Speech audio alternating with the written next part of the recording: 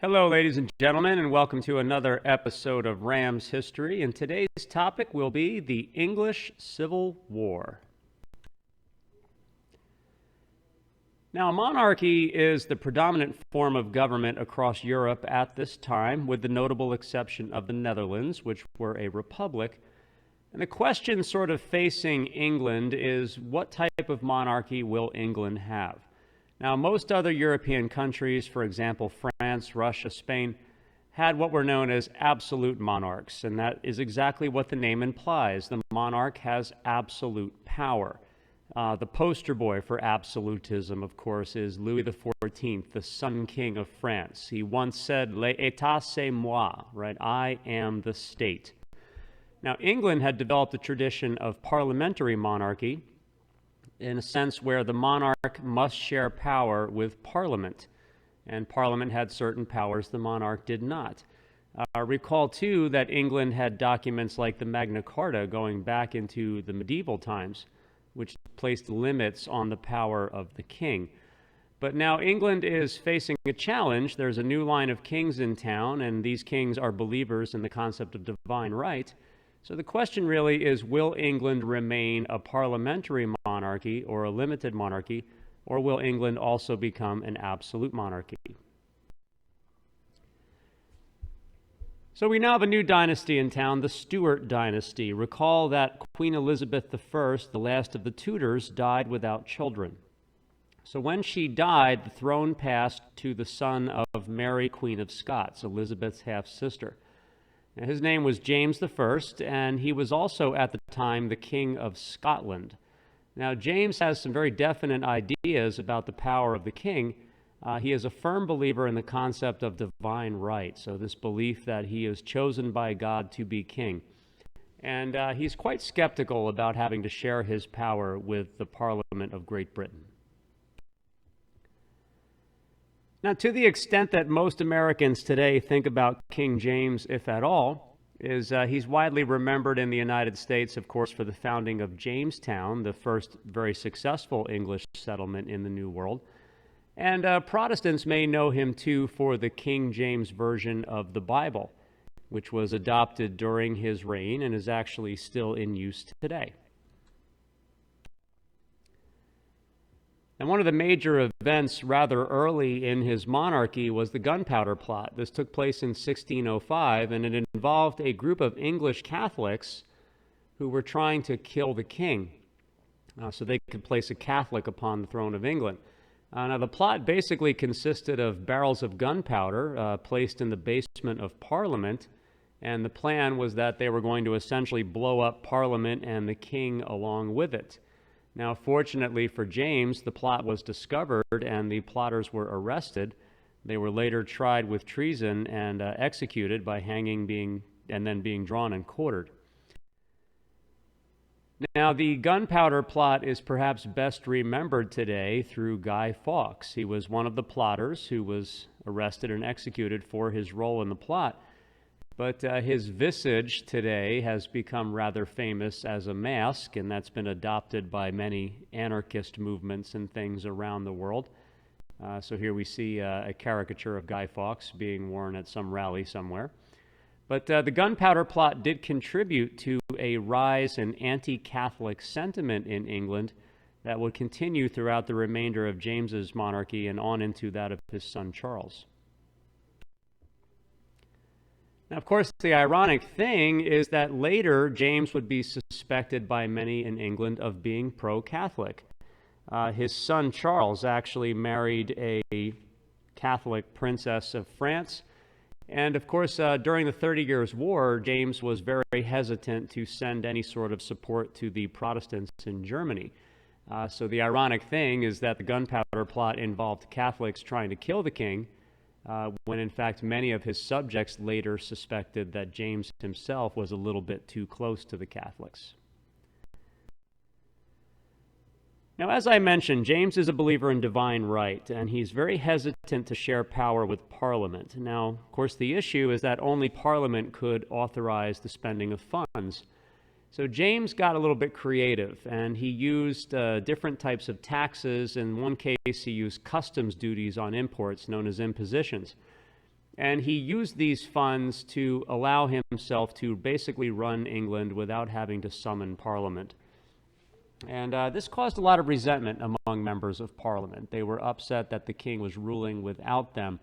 But James was actually rather successful in doing this. He was able to raise independent sources of revenue. And so for much of his reign, he was able to essentially get around the need to call Parliament. Now, unfortunately for James, something that did contribute to a lot of the resentment against him was that his court had become known as a center of scandal and corruption. He liked to play favorites. There were certain people at court that he was very favorable to. One of them was a gentleman by the name of the Duke of Buckingham. Buckingham controlled access to the king and also sold royal titles. So essentially, the highest bidder could purchase a royal title, which understandably made other nobles angry because in their eyes, it sort of cheapened their rank, that these titles could just be available to purchase for whoever wanted them. So James's court did become rather notorious during his time, and it did contribute again to that resentment, especially among members of Parliament.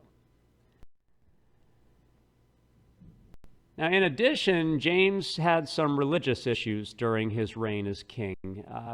Although he had Catholic sympathies, he was an Anglican, and he was determined to purge the Anglican Church of what were known as Puritans. Now, Puritans were people who wanted to simplify the Anglican Church, remove some of the Catholic-like practices, and basically, as their name implies, purify the church. James had no intention of working with the Puritans. In fact, he was quite determined to keep the Anglican nature of the church. And as a result of that, many Puritans began leaving England, groups of Puritans known as separatists. Now, here in the United States history, of course, we know them as the Pilgrims, who founded Plymouth Colony in Massachusetts Bay, and later, of course, celebrated the first Thanksgiving here in the New World. So James would die in 1625, and the throne would pass to his son, Charles I. Now, if James had divine right ambitions, his son Charles most certainly had divine right ambitions, and Charles would run into some pretty significant problems with Parliament down the line. Again, the issue revolves around money. Charles needed money, so he called Parliament to get the funds that he required. Now, before Parliament would give Charles the funds he demanded, they forced him to sign a document called the Petition of Right. Now, this document placed certain limits on the power of the king. As a matter of fact, the Petition of Right had a later influence on the United States Bill of Rights, the first 10 amendments to the Constitution. For example, the 3rd, 5th, 6th, and 7th Amendments all have a basis in the Petition of Right. So this document, in a sense, lives on in our own form of government today. Now, Charles did sign the Petition of Right, and he did receive the funds he was looking for, but many at the time questioned as to whether or not he was serious, whether or not he really intended to honor this document. Now, much like his father, Charles actually got pretty creative with the funds, and he found ways to avoid calling Parliament. He did practice economy, so he was careful in spending the funds that he had. And he also used some ancient privileges and things to raise money that he required. For example, there was something called ship money. Now, originally, this was a tax that was applied to coastal towns to build ships for the Navy. The thinking, of course, is that these Navy ships would then provide protection for these towns. Charles began taxing towns for ship money, but he also began extending that tax to communities rather far from the coast. And again, this did cause resentment, but it did allow Charles to meet his goal. He was able to finance his various endeavors without calling Parliament. And frankly, things might have continued that way indefinitely. However, a rebellion in Scotland sort of changes the whole calculus here. Charles was forced to call Parliament in 1640 because he required funds to raise an army to put down this rebellion.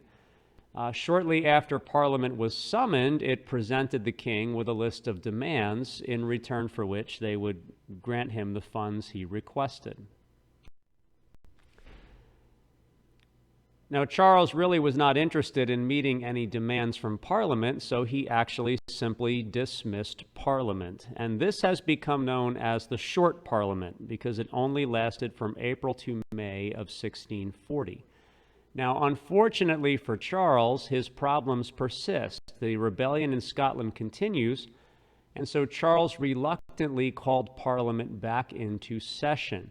Now, this session of Parliament will become known as the Long Parliament, and as you can see, it would rule for nearly 20 years, well into the Civil War and beyond. So suffice it to say, ladies and gentlemen, that relations between Charles and Parliament continued to deteriorate, and eventually Charles actually entered Parliament with soldiers and attempted to arrest several members of Parliament. This is really the event that sort of initiates the Civil War. Charles is unsuccessful. He's unable to arrest the men he's looking for. He then departs and begins raising an army, and of course Parliament begins doing the same. And so the English Civil War really begins in 1642. And of course the question is, who will emerge as the dominant political force? Will it be the king or will it be Parliament? Now, this war is largely remembered today as a war of Cavaliers versus Roundheads. The Cavaliers were, of course, the supporters of the king, whereas the Roundheads were known as the supporters of Parliament. Now, Roundheads in general tended to be Puritans, whereas the Cavaliers tended to be more nobles and people drawn from those classes. Now, unfortunately for Charles, Parliament's really on its game here as regards military matters. After a few defeats, Parliament begins to organize a truly professional military force, which becomes known as the New Model Army. This was a professional force that was recruited to fight anywhere they were needed, whether it was England or Scotland or Ireland. They were strictly disciplined and officered largely by staunch Puritans. As far as the troops themselves, the New Model Army, of course, had cavalry on horseback. They also had musketeers, as you can see here, armed mostly with matchlock muskets. And in addition, they had troops known as pikemen. These were soldiers who carried long spears called pikes, and their main job in battle was to protect the musketeers from enemy cavalry. So the New Model Army was well disciplined, quite efficient, and well equipped, and essentially defeats the King's forces in nearly every encounter. So the ultimate outcome of the Civil War, of course, is the defeat of Charles. He is then placed on trial by Parliament and is then executed, thus ending his reign as king. Now, with the death of Charles, of course, the next question is, who will rule England? And Oliver Cromwell effectively steps up to answer that question. Now, Cromwell had actually been one of the men who had organized the New Model Army, and he had actually served as one of its generals during the war. Essentially, after the death of Charles, Parliament takes over, but effectively it became a military dictatorship under Cromwell. This phase of English history is known as the interregnum, the interruption, if you will, in the monarchy. And Cromwell would rule Britain for about 11 years. Now, unfortunately for the people of Britain, Cromwell's dictatorship turns out to be really in many ways every bit as bad as that of Charles I. Remember, ladies and gentlemen, Cromwell is a strict Puritan, and he has very certain ideas about how people should live their lives. For example, during Cromwell's reign, dancing was forbidden, Christmas was outlawed, going to the theater was banned, and perhaps most shockingly of all, there were to be no displays of public drunkenness. Women who appeared in public wearing makeup could actually have the makeup forcibly scrubbed off their faces, and people were encouraged to dress in very plain Puritan style. So during Cromwell's years, England became a rather drab place to live, sort of no fun, no good times. It was almost as if the Grinch were running England. And actually, in his own way, Cromwell became deeply unpopular, perhaps almost as deeply unpopular as Charles had been. And in fact, many English people began looking forward to the restoration of the monarchy. Now, ultimately, that would happen. Cromwell eventually passed away, and when Cromwell died, his son briefly took over for a time, but proved completely ineffective. And at that point, Parliament then invited Charles II to return. This event is known as the Restoration. So Charles returns to the throne. Now, actually, Charles's first act was to have Cromwell's remains dug up, and he actually had the corpse put on trial for regicide, for the killing of his father. And actually, Cromwell's remains were then hanged in a public spectacle. Cromwell's head actually wound up on display for many, many years until it fell down in a storm, and then eventually got passed from collector to collector until it was finally secretly buried sometime around 1960. So a rather morbid end for the Puritan ruler of Great Britain. Well, ladies and gentlemen, I do hope you enjoyed this quick look at the English Civil War, and I thank you again for visiting Rams History. So if you do enjoy your time here, please like and subscribe. And we'll see you again soon for our next episode on the Glorious Revolution. Thanks, and have a good day.